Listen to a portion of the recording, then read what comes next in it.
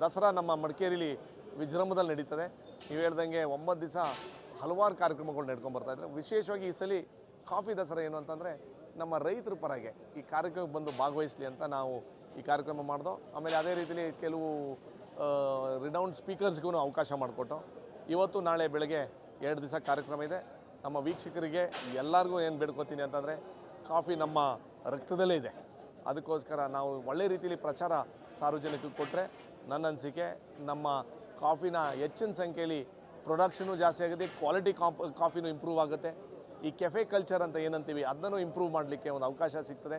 ದಯಮಾಡಿ ಎಲ್ಲ ವೀಕ್ಷಕರಿಗೆ ಇಲ್ಲಿ ಬಂದು ಈ ಕಾರ್ಯಕ್ರಮಕ್ಕೆ ಆಗಮಿಸಿ ಏನೇನು ಪಾಸಿಟಿವ್ ಆಗಿ ನಿಮಗೆ ಅವಕಾಶ ಅದನ್ನ ನಿಮ್ಮ ತೋಟಗಳಲ್ಲಿ ನಡೆಸ್ಬೋದು. ಅದೊಂದು ನಿಮ್ಮ ಡೇ ಟು ಡೇ ಆ್ಯಕ್ಟಿವಿಟೀಸಲ್ಲಿ ಇನ್ಕ್ಲೂಡ್ ಮಾಡಿಕೊಡ್ಬೇಕು ಅಂತ ನಿಮ್ಮ ಮುಖಾಂತರ ವಿನಂತಿ ಮಾಡ್ತೀನಿ.